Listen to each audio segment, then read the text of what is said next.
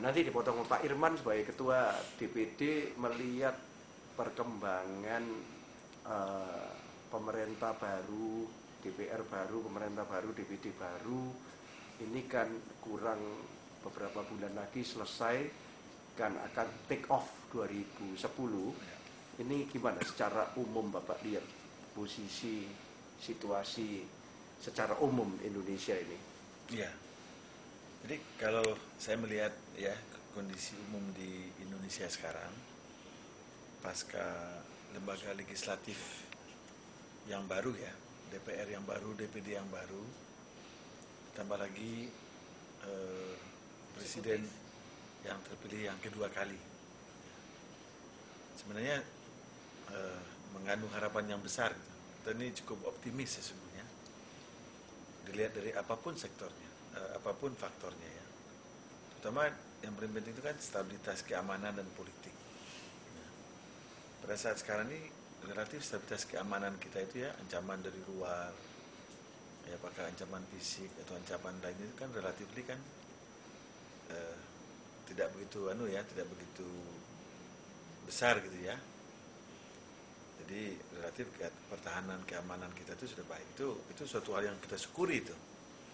Ya, sebab kita berada di daerah konflik gitu kan. Itu menjadi faktor juga. Yang kedua dalam bidang stabilitas politik, ya jelas pemerintah sekarang sangat kuat sekali gitu. Karena hasil pemilihannya yang begitu demokratis dengan jumlah yang sangat signifikan. Kemudian koalisi partainya juga sangat kuat, ya.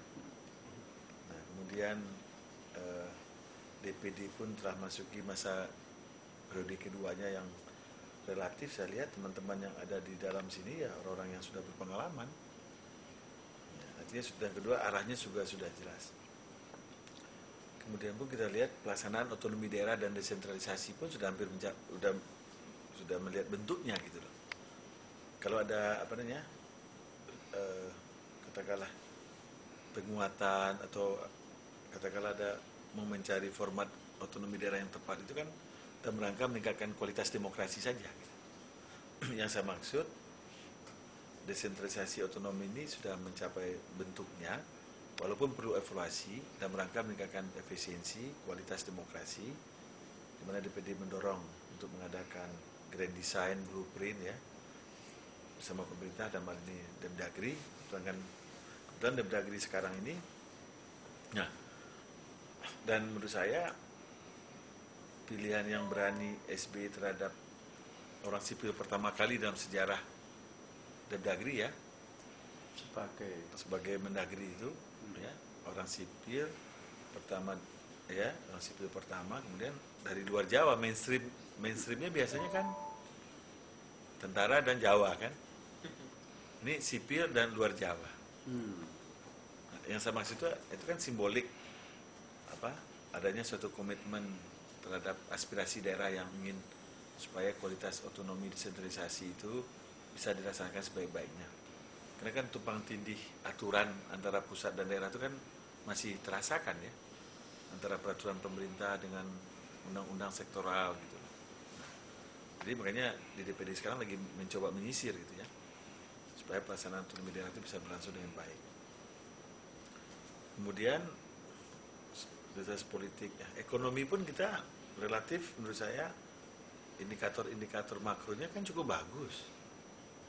Ya, lihat aja hari ini cadangan devisa kita cukup besar ya, 64 miliar, bahkan cenderung naik terus.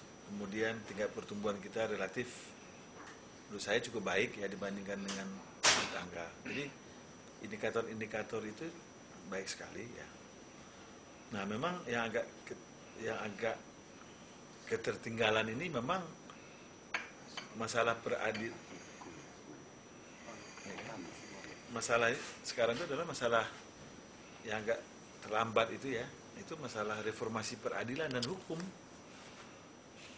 Nah, menurut saya momentum kasus Chandra Bibit ya, Buaya versus Cecak ini harus dilihat dalam konteks ya, momentum untuk memperbaiki sistem peradilan kita yang memang ini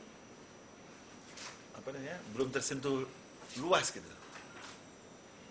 Nah, jadi kami pun di DPD sepakat bahwa reformasi di bidang hukum ini apakah mendudukkan tugas dan fungsi polisi yang tepat gitu ya. Kemudian kejaksaan juga yang tepat gitu ya. Apalagi masalah peradilan. Nah, ini menurut saya ini salah satu PR kita bersama lah yang kita ingin dorong gitu. Jadi bukan hanya sekedar persoalannya antara Chandra Bibit versus baik kelembagaannya. Iya, ini momentumnya itu reformasi kepolisian, ya kan? Gimana nih tugas dan fungsi polisi itu, seperti yang kita lihat reformasi di TNI Polri, TNI kita telah cukup bagus kan, jadi profesional, pembinaannya di bawah Departemen Pertahanan. Apakah juga polisi juga harus dijelaskan ya, di bawah mana gitu ya? Apakah Depdagri, kalau di Amerika di bawah kehakiman dan lain sebagainya tentu ya Pak ya. Kemudian kejaksaan juga kan harus direposisi gitu loh, ya kan? Apakah dia itu bagian daripada kabinet atau dia sebagai lembaga negara, ya kan? Sehingga fungsi dia itu lebih kuat gitu, Lebih independen lah kira-kira kan. Seperti yang telah dilakukan juga terhadap hakim kan, yang tadinya di bawah Departemen Kehakiman sekarang kan Mahkamah Agung telah mendirikan. Jadi menurut saya faktor, nah ini yang menurut saya yang perlu kita tingkatkan sehingga kita bisa mencapai target-target atau cita-cita harapan daripada masyarakat itu.